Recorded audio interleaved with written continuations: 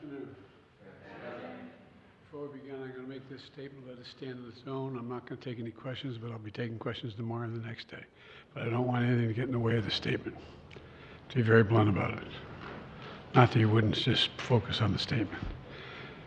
Earlier this morning, the United States Senate, as you all know, voted overwhelmingly by a margin of 70 to 29 to move forward with the bipartisan national security bill.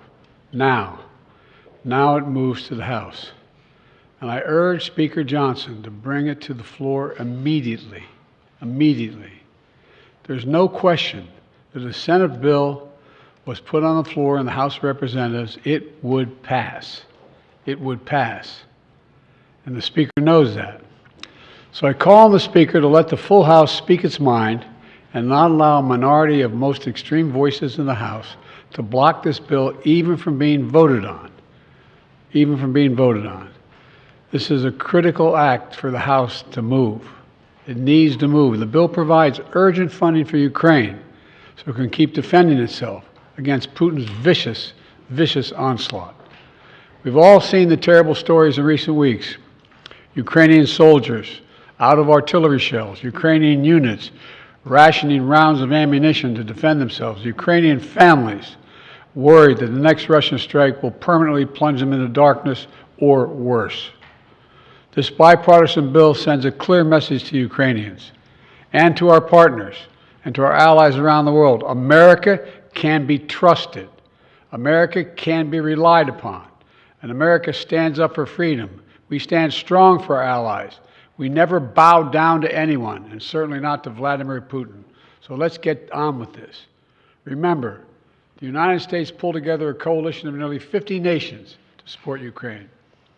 We unified NATO, expanded it. We can't walk away now. That's what Putin's betting on. He just flatly said that. Supporting this bill is standing up to Putin. Opposing it is playing into Putin's hands. As I've said before, the stakes in this fight extend far beyond Ukraine. If we don't stop Putin's appetite for power and control in Ukraine, he won't limit himself just to Ukraine. And the cost for America and our allies and partners are going to rise. For Republicans in Congress who think they can oppose funding for Ukraine and not be held accountable, history is watching. History is watching. History is watching. Failure to support Ukraine at this critical moment will never be forgotten. I want to be clear about something, because I know it's important to the American people. While this bill sends military equipment to Ukraine, it spends the money right here in the United States of America, in places like Arizona, where the Patriot missiles are built, in Alabama, where the Javelin missiles are built, in Pennsylvania, Ohio, and Texas, where artillery shells are made. And the way it works is we supply Ukraine with military equipment from our stockpiles, and then we spend our money replenishing those stockpiles so our military has access to them. Stockpiles that are made right here in America by American workers. That not only supports American jobs and American communities, it allows us to invest in maintaining and strengthening our own defense manufacturing capacity. Look, this bill meets our national security priorities in the Middle East as well. It includes greater support for our troops serving in the region, who continue to defend against militia attacks backed by Iran. It also provides Israel with what it needs to protect its people against a terrorist group like Hamas and Hezbollah and others. And it will provide life-saving humanitarian aid to the Palestinian people who desperately need food, water, and shelter. They need help. And finally, this bill includes critical funding for our national security priorities in Asia, because even as we focus on the conflicts in Gaza and Ukraine, we must not take our eye off our national security challenges in the Pacific.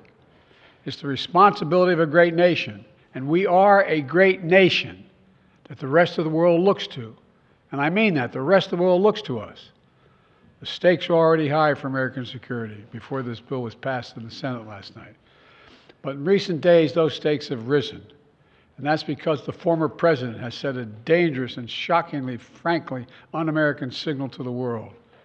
Just a few days ago, Trump gave an invitation to Putin to invade some of our allies, NATO allies. He said if an ally didn't spend enough money on defense, he would encourage Russia to, quote, do whatever the hell they want, end of quote. Can you imagine a former president of the United States saying that? The whole world heard it. The worst thing is he means it. No other president in our history has ever bowed down to a Russian dictator. Well, let me say this as clearly as I can. I never will.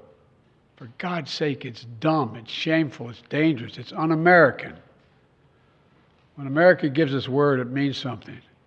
When we make a commitment, we keep it. And NATO is a sacred commitment.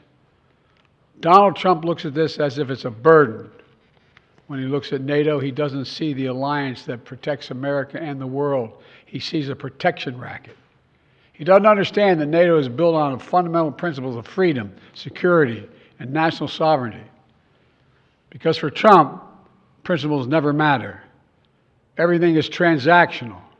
He doesn't understand that the sacred commitment we've given works for us as well. In fact, I would remind Trump and all those who would walk away from NATO, Article 5 has only been invoked once, just once in our NATO history, and it was done to stand with America after we were attacked on 9/11. We should never forget it. You know, our adversaries have long sought to create cracks in the alliance. The greatest hope of all those who wish America harm is for NATO to fall apart. And you can be sure that they all cheered when they heard Donald Trump and heard what he said. I know this, I will not walk away. I can't imagine any other president walking away. For as long as I'm president, if Putin attacks a NATO ally, the United States will defend every inch of NATO territory.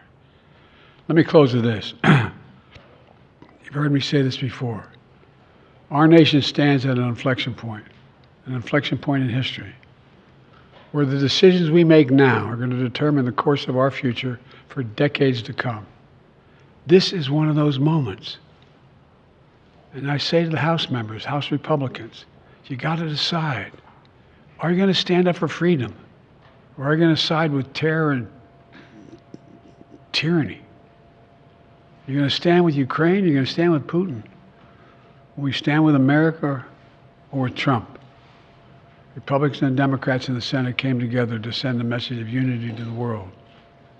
It's time for the House Republicans to do the same thing, to pass this bill immediately, to stand for decency, stand for democracy, to stand up to a so-called leader hell-bent on weakening American security. And I mean it sincerely. History is watching. History is watching. In moments like this, we have to remember who we are. We're the United States of America.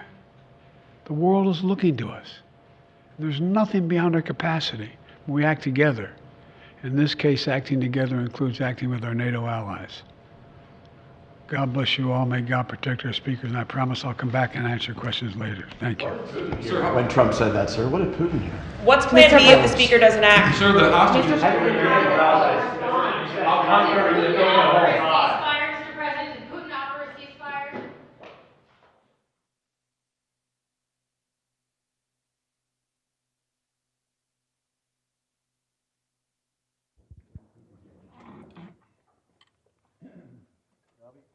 Off the bars.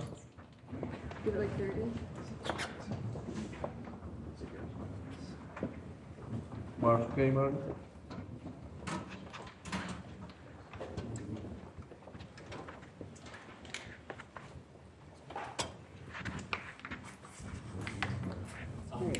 Victor, you can go on the bars. Mark? Bars. Yes. You're done.